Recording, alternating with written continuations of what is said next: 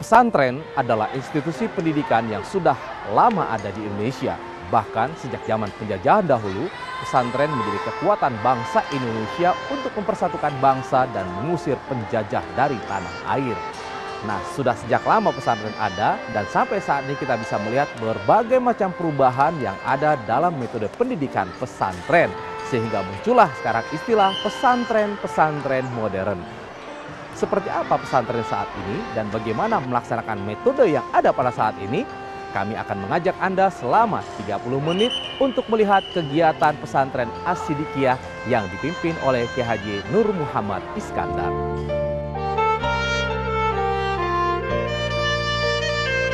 Ya, jadi saya ini produk dari pesantren salaf.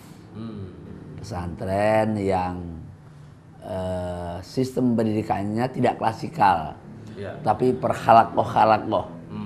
Khalakoh itu pesantren orang tua saya dulu. Kemudian dari situ saya ke Lirboyo. Saya juga pernah ke Curahkates, ke pesantren di Meranggen. Kemudian saya melanjutkan ke PT IKI. Nah, dari bentuk pendidikan saya ini kemudian mewarnai terhadap sistem pendidikan yang ada di pondok ini. Saya sadar betul bahwa pondok itu tujuannya adalah falaula nafaru min kulli firqatin minhum tha'ifah liyatafaqahu fiddin wa liyunziru qaumahum idza raja'u ilaihim la'allahum yahdharun. Setelah Islam ini dulu tidak banyak berperang, karena orang kafir sudah banyak masuk Islam, maka kemudian turun satu ayat, sudah umat Islam jangan dipersiapkan jadi tentara semuanya. Falaula nafaru min kulli firqatin minhum tha'ifah. Hendaknya ada sekelompok anak-anak muda, sekelompok generasi muda yang tafaqquh fiddin, yang mendalami ilmu pengetahuan agama.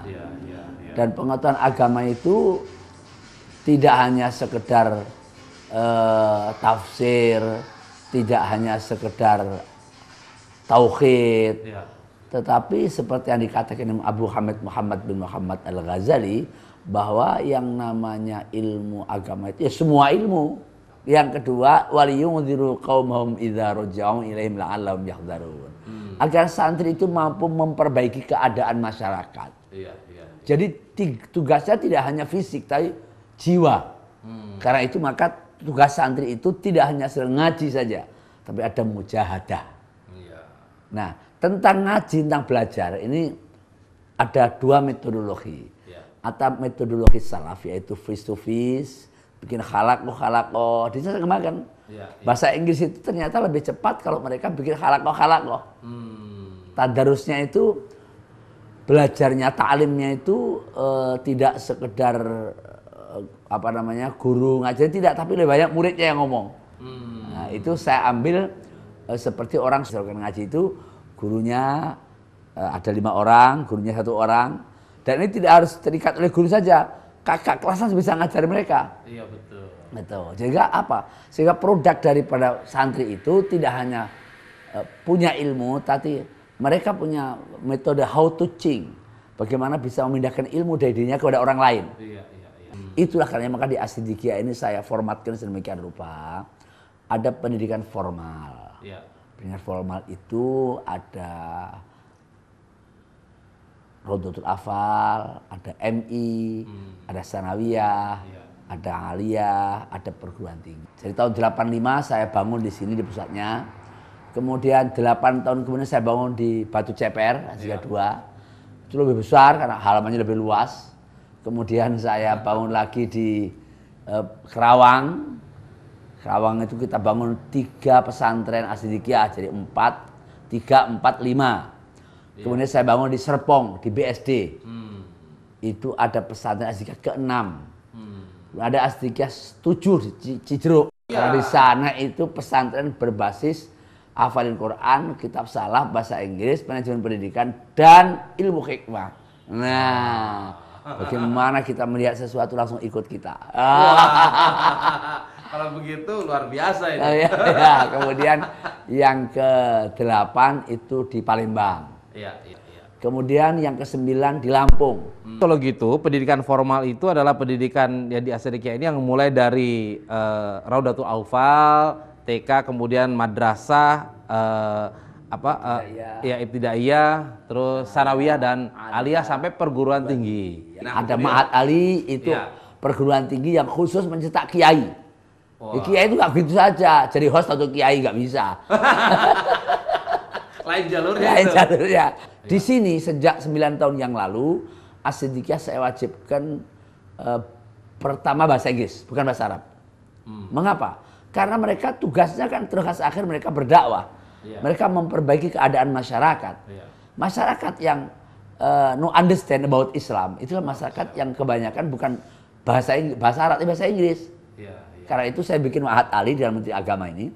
Ma'had Ali yang mahasiswanya itu kalau sudah 4 tahun mereka di sini, mereka kita suruh mengerti bahasa Inggrisnya bagus, kita tugasin ke Amerika untuk berdakwah di Amerika. Setahun jadi dari sana untuk ngaji untuk apa? Untuk memperbaiki hubungan antara Islam dan Barat.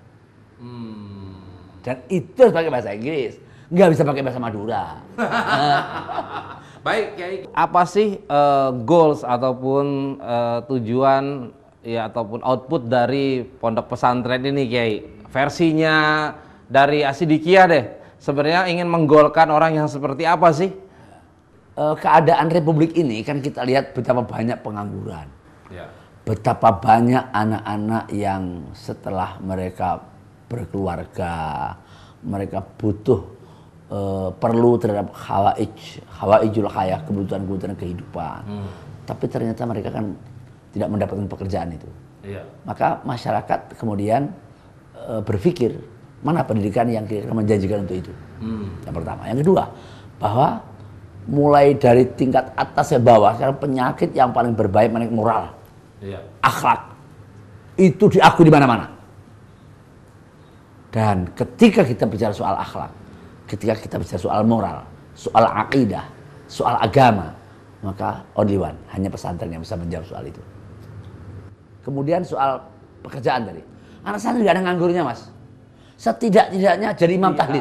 Jadi anak-anak di pesantren itu mereka belajar ilmu ahwal. Jadi ilmu keadaan. Menurut Imam Nawawi Al-Bantani bahwa yang namanya wujud kifayah, fardu kifayah itu tidak hanya membungkus mayit, tapi taswik, menciptakan pasar. Dengan pekerjaan-pekerjaan. Karena itu di pondok pesantren selalu ada pendidikan skill.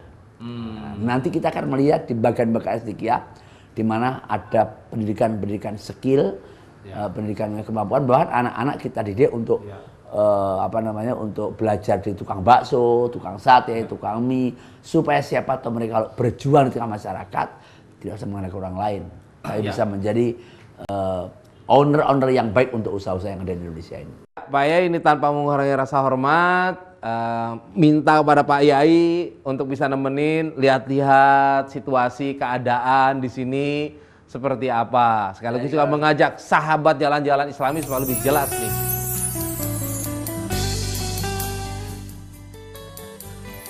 Inilah pondok yang saya bangun sejak 1985. Sekarang sudah berumur kira 26 tahun lebih dikit lah ya. Nah, itu mulai dari santri 1 orang. Nah, saya bisa lihat berkembang dan sekarang sudah menjadi 11 pondok pesantren di seluruh Indonesia. Dan bahkan ada 63 cabang As-Sidikiyah yang dibangun oleh santri-santri As-Sidikiyah. Nah, sekarang tadi kita juga sudah sama-sama mengikuti juga. Nah, bagaimana kegiatan mereka selanjutnya, apa saja yang mereka lakukan? Kita akan lihat lebih jauh lagi kegiatan para santri, begitu juga dengan guru-guru para pengajar di pesantren As-Sidikiyah. Ya udah, saya akan ikut sama-sama mereka. Yuk.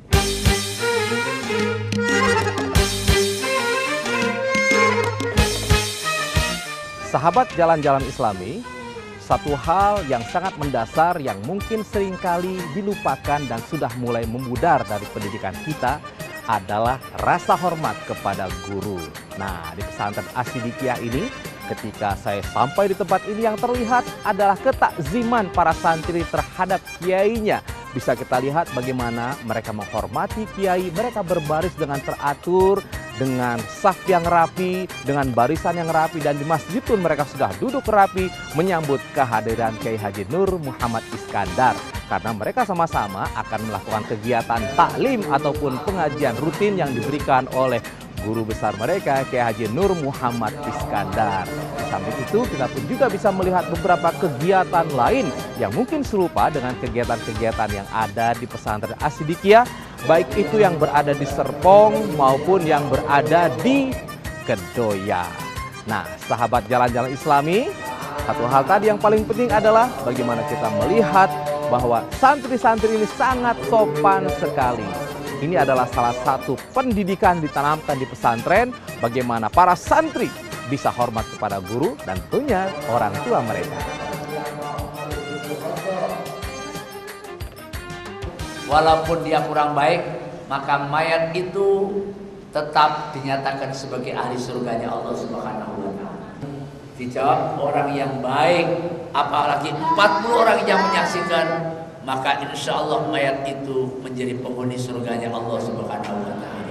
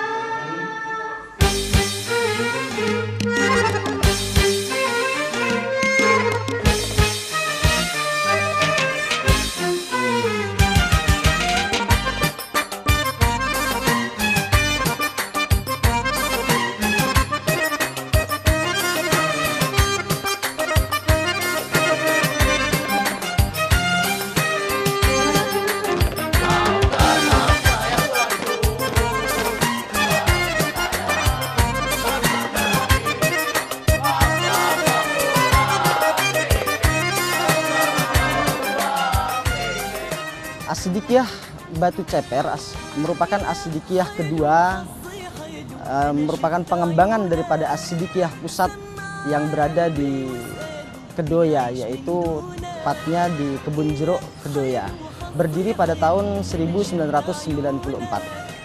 Ada berbagai pengembangan di sini, diantaranya adalah pendidikan yang ada di sini. Ada 4 pendidikan, yaitu SMP, MTS, kemudian SMA, dan SMK. Sedangkan di Kedoya hanya terdapat SMP dan aliyah. Begitu. Kemudian merupakan pengembangan lagi di depan kita ada pesantren Ma'had Tahfidzul Quran, yaitu khusus untuk menghafalkan Al-Quran. Laqad ja'akum rasulun min anfusikum azizun alaihi ma anittum harisun alaikum bil mu'minina raufur rahim fa in tawallau faqul hasbiyallahu la ilaha illahu alaihi tawakkaltu wa huwa rabbul arsyil azim.